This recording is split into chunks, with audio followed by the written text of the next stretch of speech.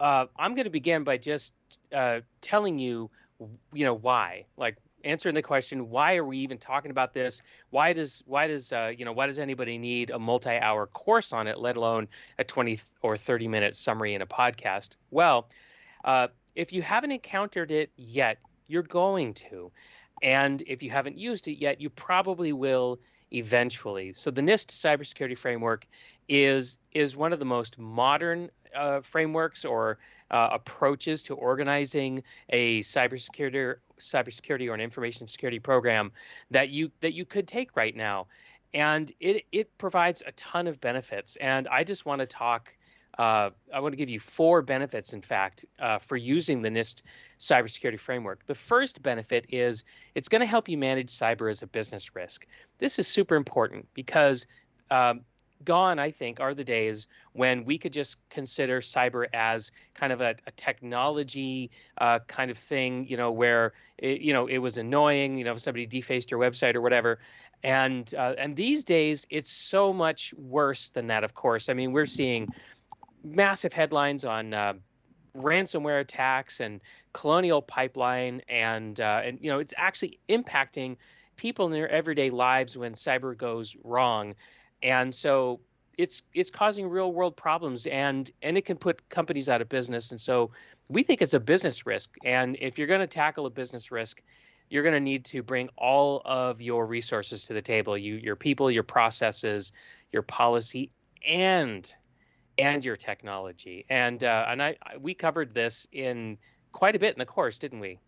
Yeah, most definitely. One of the things I see when I use the NIST cybersecurity framework when talking about it as a business risk is the fact that we can put on our MBA hats, right? We start thinking about what does this thing cost us? What are the risks going to be costing us? And what's the benefit we're going to get from them? And be able to explain that to upper management and leadership and executives is really important because most of the time, if you're the IT director like I was in my past organization, I don't get to decide on how much budget I need. I get to request it, and the CFO or the CEO gets to tell me how much I'm actually allowed to spend. And so I really focus on the technology side of what are all those controls that I can afford. But being able to explain to them in terms of business why these things are important really helps me get the money I need to be able to go in and implement these across the business and reduce that expense. Because most organizations, the CEO and the CFO, they're looking at cyber as a cost to doing business. And they don't realize the fact that you need this stuff to prevent you from losing more money. And so every $1 million you spend in cyber should save you at least $1 million in potential losses. And if you can make that business case, and using the NIST cybersecurity framework helps with that, it does allow those pocketbooks to open up and give you the money you need to run your organization. Yeah, I think that's true. I also think it's true that these days, if you're just trying to manage one of the biggest risks in cyber, which is phishing, if you're just trying to manage that with technology, well, that's what most people are doing, and it isn't working. So if you really want to make progress on a risk like phishing and really tamp it down, then you've got to do something more than just technology. You've got to get the people and the process and the policy in there, because the target for phishing isn't really technology at all. It's people. It's a big people problem, and that could be a whole other episode. But I just wanted to make sure people understand that the nature of cyber is changing, and even though we're sort of living in our individual silos, it doesn't mean that one silo alone is going to be able to really get the job done. So that's one big benefit, right? Helps you manage cyber as a business risk. Now, another big benefit, and for those of us who are deep inside the tech organizations, this isn't necessarily something that is going to be your responsibility. But again, if you want to talk in business terms, you should also mention the second item, which is this: is that the Federal Trade Commission requires anybody who's doing business in the United States, whether it's business to consumer or business to business, it doesn't matter. If you're doing business in the United States, you have to practice reasonable cybersecurity. And the FTC actually defines reasonable cybersecurity in part by referencing constantly to the cybersecurity framework. So what we've been able to figure out is that if you're following the framework, you're very likely going to be practicing reasonable cybersecurity as defined by the FTC. But Jason, I don't think this has really come up for you in your work, has it? Yeah, I haven't really had to deal with this much on my side of the organization, dealing with a lot of the military and defense contractors.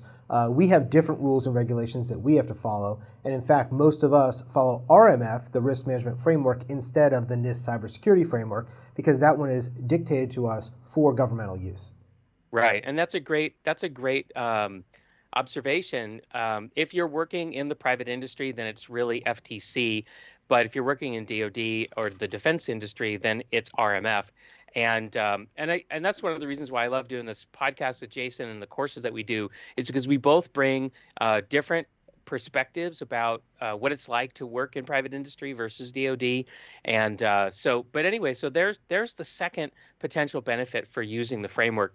Now, the third potential benefit is that if you've ever heard this term called assume breach, right? That term, what it's saying is that in the past, we could always sort of assume that our network perimeters were intact and that we could assume that the internal network was trustworthy and that the only people on the internal network were people who were supposed to be there. Well, these days, of course, that's really not a safe assumption anymore. And so for the last 10 plus years, we've been encouraged by different experts to operate by an assume breach mentality, which is, hey, the internal network isn't this walled garden of complete safety anymore. And the NIST cybersecurity framework explicitly recognizes this, and it was built with this in mind. But Jason, I would imagine in DoD and the military, assume breach is a big topic of conversation, right? Oh, yeah, because you always have to worry about that insider threat. What if somebody is working for you that's actually a spy for another country, for example, right? They have approved credentials and they can go on the network and start grabbing things from you. And so you always have to assume that somebody is in, either breaking in through the firewall, breaking in through the perimeter, or they're already inside because they're an insider threat. And so you're always looking for somebody or something that looks malicious or suspicious so you can investigate that and try to get it out of your network. And with the NIST Yeah. cybersecurity framework, we have all those different controls that we can look through and all those different lenses to look at our networks through to see if we can identify that assumed breach.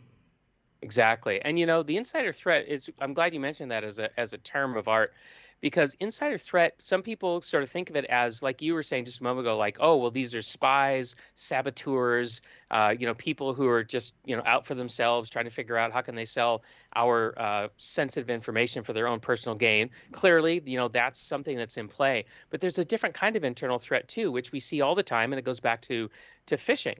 So anytime somebody is on the inside and they have valid credentials and they're allowed to be on your network, there's always the possibility that they're going to get emotionally manipulated by somebody on the outside through a phishing attack or some kind of a business email compromise or something like that.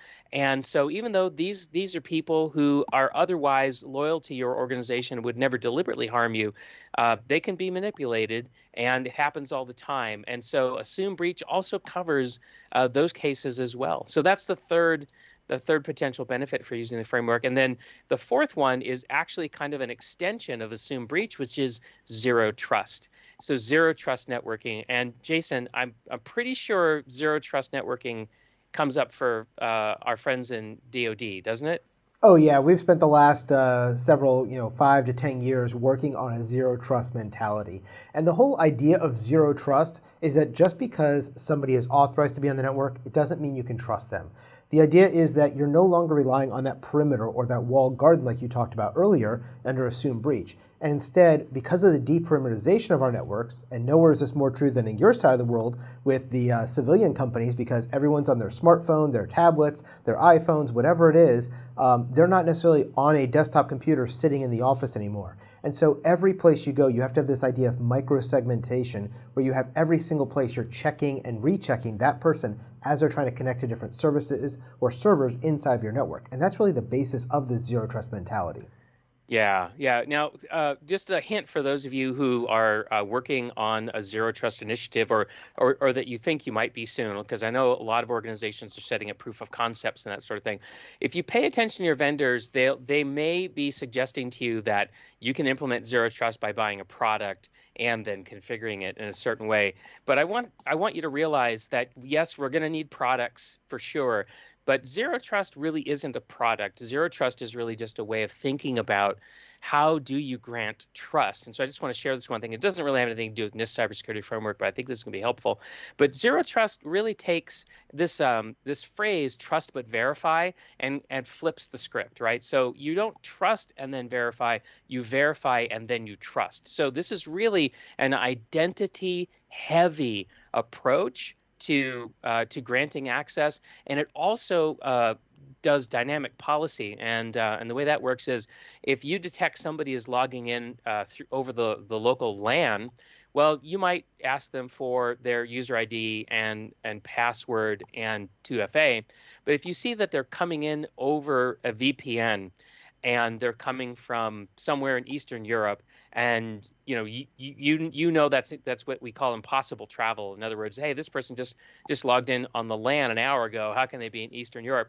Well, then you can provide either extra forms of authentication, or you can deny it completely, because with the zero trust setup, right? You're like, there's no way I can validate that. It's impossible. So I'm not even going to grant the access. So just a little primer, right, on zero trust.